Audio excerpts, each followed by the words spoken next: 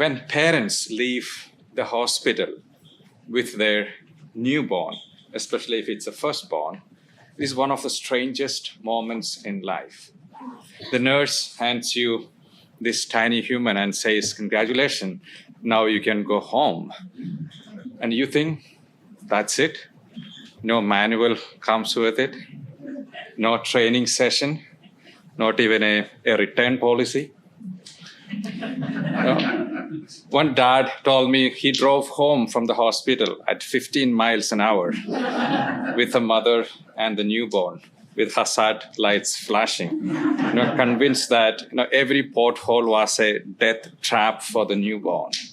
And another mother confessed that she spent the first week constantly checking if her baby was still breathing, until her husband joked and said, "If you keep touching and feeling the child every 5 minutes, none of us will ever sleep again." Parenting begins with this comedy of fear and love. You are overwhelmed, exhausted, terrified, and yet you would do anything for that child. And Simeon's words to Mary from the gospel today, "A sword will pierce your own soul too." It captures the same mystery.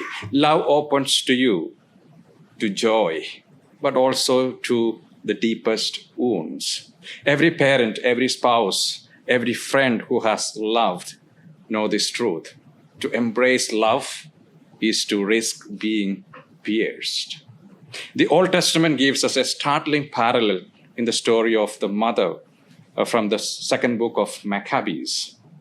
She stood by each of her 7 sons as they were executed for refusing to betray their faith. Can you imagine? Yet instead of despair, she spoke courage into them. She said, "Look at the heavens and the earth. Recognize that God made them all." Her heart was torn, no doubt, but her faith stood taller than her sorrow. She reminds us that sometimes the only way to honor love is to let it cost us everything. Just 2 weeks ago, this nation witnessed such sorrow. On 27th of August, during morning mass at Annunciation Catholic School in Minneapolis, a gunman opened fire from outside the church, and 2 children were killed, 17 injured. Parents rushed in, teachers shielded their students. Older kids led the younger ones to safety. One mother later said she hid her preschooler under her coat and whispered, "If they ask, just say you are a blueberry." It was absurd, maybe even humorous, but it gave her child a reason to smile in the middle of that terror. That's a strange alchemy of love. It finds a way to turn even fear into tenderness. We also recently witnessed how love, faith, and conflict collide in the story of Charlie Kirk, fatally shot at Utah Valley University while speaking in front of a crowd. His death reminds us that swords pierce not only in the private places of laws, but also in the public arenas where voices ring out and suffering becomes communal, not just personal. Mary knew that same alchemy. She did not stand above suffering. She stood right inside it, at Bethlehem, at Nazareth, at Calvary, alone and also with a community of believers. She did not shield Jesus from pain. She stood with him in it. And that's why devotion to Our Lady of Sorrows is so enduring. She does not offer us a theology detached from tears. She offers companionship that says, "I know what it is to be pierced. I know what it is to grieve.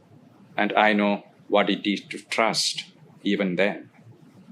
That's why Blessed Basil Morrow, the founder of the Congregation of Holy Cross, placed our whole congregation under her patronage.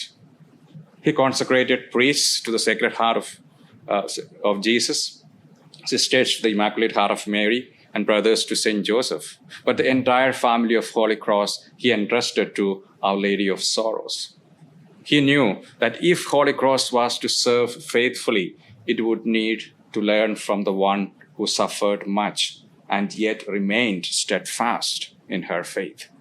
The constitutions of the congregation reminds us, it says, there stood by the cross of Jesus his mother Mary, who knew grief and was a lady of sorrows. She is our special patroness, a woman who bore much she could not understand and who stood fast. To her many sons and daughters, she tells much of this daily cross and its daily hope. And that is our charism, to see the cross not as the end, but as the doorway of hope. Ave crux, spes unica, hail the cross, our only hope. And in Mary's pierced heart, we learn that grief is not the enemy of faith, but its proving ground. Friends, the sword will come, but like Mary, we are called not to despair, but to stand fast, knowing that the God who raises the dead will bring forth life. And maybe, just maybe, to whisper something small and absurd that carries hope.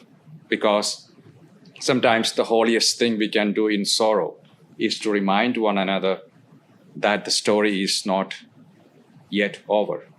The best is yet to come.